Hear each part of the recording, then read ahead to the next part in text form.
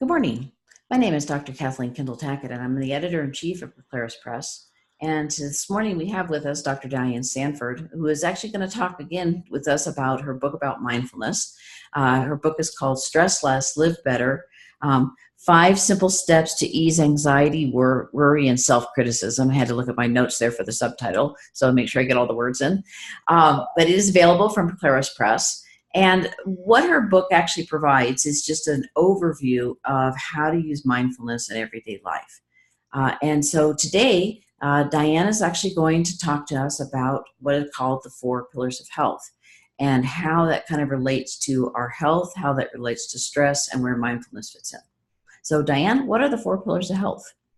So the 4 pillars of health are sleep, nutrition, exercise, and stress reduction. And most of us understand that exercise is important and we're working out or doing something active to move our bodies. There's a lot that's been written about that, so I'm not going to go into that.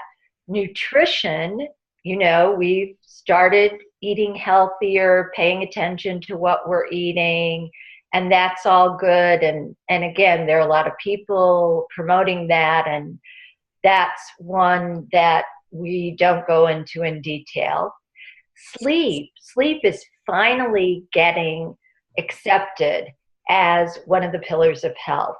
Arianna Huffington just wrote a whole book about sleep and how sleep is so important. Research indicates that adults need 8 or 9 hours of sleep a night, even though most of us don't. So really, we've accepted that exercise, nutrition, sleep are important to health and well-being. Stress reduction is the 4th and the least talked about and paid attention to at this point. And stress reduction involves how do we keep our emotions, ways of thinking about things, ways of experiencing things, in a more skillful kind of approach to life. So that instead of overactivating our stress reaction, which one book I read many years ago said that triggers about 50 times daily for the average human being, we learn to calm our bodies, calm our minds, and be able to face life again in a more reasonable and balanced way. The other thing I would say about the 4 pillars that hasn't been talked about a lot, but I think it's really important, is that for each of the 4 pillars, there's really an emotional health component. So when we're talking about exercise, we're not just talking about being physically active. At least this is how I talk about it. We're talking about what is the stuff of your life? How involved are you? Are you participating in things? Do you have a social support system? So really, what is your energy level like and what are you doing with it? That's equally important to me when we talk about exercise or activity. Sure. In terms of nutrition, again, it's not just what we're putting in our mouths, it's what we're nourishing our minds and bodies with, and especially our minds, because we're psychologists and this is our focus, so this is what we talk about. But it's, how does my day go? I mean, so many people are hung up on all their digital devices and distractions and not paying attention that really they are not nourishing themselves. And I work and you work a lot with women, and they're eating on the run, or they're grabbing a fast food choice, or they're eating while they're working at their desk. That's not emotionally nourishing. So in my book, I talk about that and teach mindful eating as a remedy or antidote for that. In terms of sleep, it's not just physical sleep, it's resting, taking breath, taking breaks, turning your head off. Are you finding time in your day to just switch the on button off, because usually we're operating in such a state of high stress and alarm that it's like our on button is locked up and we can't decompress or de-stress. So we need to think about resting, taking breaks, turning our head off for a while. And then there's stress reduction, which we now know how to skillfully teach people through mindfulness. And by creating a mindfulness toolkit for yourself, which this book does through the 5 simple skill sets, you have a way for diminishing your stress reaction, for learning to respond with choice, and for having a life which is less challenging and more enjoyable. And I think at the end of the day, that's what we're all looking for. Yeah, no, I think so. And you had mentioned earlier about a stress profile. Could you tell us a little bit about what that is? Sure. So the stress profile is how you start to learn what your stress signals are. So just like if we have a health condition, you know, like warning signs of a heart attack, or how do you tell that you're experiencing diabetes, or all those things. We have signs and symptoms. So this is your way of learning. How do you tell when stress is intensifying and when it's not? So what we do in the book, and what I suggest you start to do for the next couple of weeks, is keep a stress diary. And the way it works is this. Each day when you experience a stressful event, and a stressful event is defined as, if you think of stress on a scale of 1 to 10, with 1 being the lowest and 10 being the highest, if your stress starts to exceed a 5, then you notice and start to tune into what's happening. And first you record, you know, what's happening, who's involved, what time of day is it, what went on. So just talk about the situation, just a couple of lines. Here's what the most important part is, though, from a mindfulness perspective. We start to notice what's happening in our body. We start to notice what our feelings are and what our thoughts are. So, for example, when your stress reaction triggers, your heart may start racing, your palms may start sweating, you may start feeling cold and clammy. I was getting ahead of myself there. So it's whatever happens to you. And then in terms of your thoughts, so a lot of times your thoughts turn into worry or anxiety. So you fear what's going to happen in the future, or you start to catastrophize about it, or imagine the worst, or whatever. So you write down your bodily sensations, your thoughts, and then your emotions. So how were you feeling? Were you feeling sad? Were you feeling overwhelmed? Were you feeling disappointed? Were you feeling agitated, which could be a feeling, but also a bodily sensation? But we begin to learn what happens in our bodies and minds when our stress reaction triggers.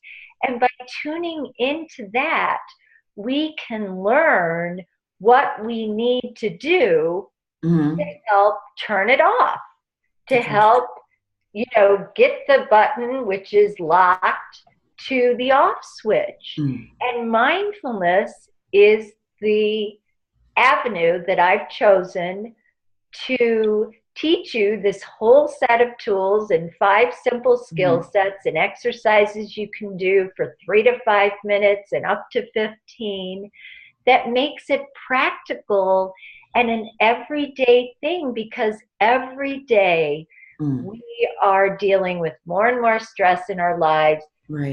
Over 40 million people are diagnosed with anxiety already, and you and I know that it's a lot higher than that. So whether it's acute or chronic anxiety, everybody's suffering from it. And this is a remedy or antidote that is readily available, and everyone can learn to use it. And that's exciting too, because I mean, as you know, you and I have talked about many times, there just aren't enough mental health providers to go around. People get diagnosed with these things and there's no place to send them, nothing you can do about it. And this is something that people can do themselves. Right. This is something that you can do yourself. So let me give you an example. So as you and I were talking earlier, you know, I had kind of a wonky week starting Wednesday, going through the weekend. And I started to notice, oh my gosh, my stress is greater. So first my stomach doesn't start feeling good, and then I'm having trouble sleeping, and then I'm starting to think all my negative thoughts about, oh, I feel so bad and I'm never going to feel any better. And this is just too hard, and how am I going to get through it? And you know, we can really get ourselves worked up. So that's what I'm doing. I'm getting myself more and more worked up, more and more stressed out, and the off button just won't reset. I'm totally in that on position.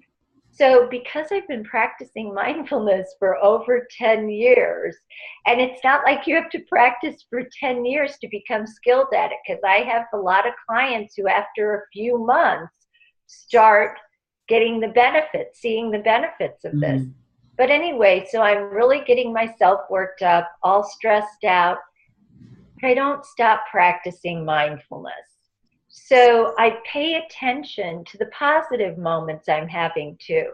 So I went to my hair salon, got my hair cut, had a makeup lesson, joked around with people, spent 2 hours laughing Friday, and it helped me feel better. Yeah. Did it make the thing that was bothering me go away? No, but in the moment, was it better? Yes. And that's really what I'm teaching and teaching in the book. How do we step aside or stop just suffering and feeding that stress reaction, switch it off for a while, experience something positive, or if you can't experience something positive, experience something neutral. Go for a walk. It's beautiful outside now. Pay attention to the changing leaves or the breeze or the sound of your feet hitting the pavement, and learn to direct your attention intentionally. And as you do, that stress button doesn't have to get stuck so often. And this is really, I mean, I've been a psychologist for 30 years now, which sounds crazy to say. And this is the most effective toolkit I know of any of them. Not that the other ones, cognitive behavior therapy, interpersonal psychotherapy, don't have many effective coping skills that they can teach too. But I think that for stress reduction, mindfulness has the most direct effect and gives you the biggest bang for the time you're going to put in. Wow. Well, it's exciting to hear about this. Actually, you know, as you were talking, one of the areas that I thought would be an application was when people are grieving. Absolutely. Absolutely. So, you know, my mindfulness journey kind of started when we lost my dad prematurely, and I was grieving and my mom was grieving, and it was just a really difficult time for my whole family. But I started to learn that even though there were dark moments, seeing friends or having them support me, or when I was going through breast cancer, learning to enjoy a bowl of chicken noodle soup, or have someone bring me flowers that smelled delightful.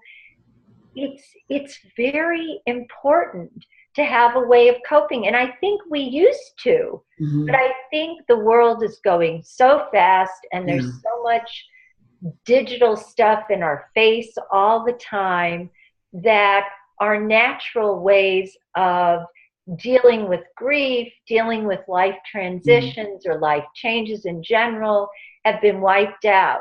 And so now we have to build and learn a new skill set. And for me, and you know, with this book, I think that mindfulness is presented in a way that's practical and down to earth and doesn't take a lot of time, and everyone can get the hang of it Yeah. if they're willing to, do it.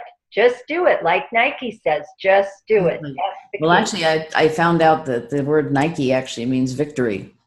There you go. Yeah. So that's what we're talking about, victory over stress.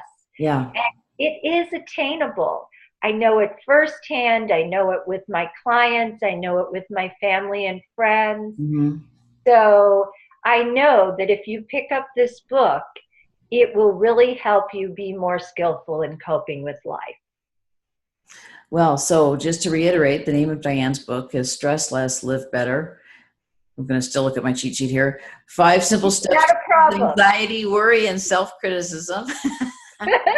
We don't want to worry about anything we don't have to. And No, it's good. yeah, exactly. I'm owning it. It's available from Preclaris Press and Amazon.com. And I want to thank you again for talking to us, Diane. I think actually every time you're on, we all learn a lot. And I would actually, any of you listening to this, I would really encourage you to give this a whirl. I think you're going to find that it will help, even if you don't do every single part of it. I think even just simple, take a break, stop, notice your breath, notice what you're putting in your mouth. If you did nothing more than that, I think you would find benefits from it. But she's actually broken it down into a system that works very, very well. And so I'm actually, I'm hopeful that that it will be helpful for a lot of people. And so again, thanks so much, Diane, for coming on. I appreciate it. And we'll talk to you again. Thanks, Kathleen.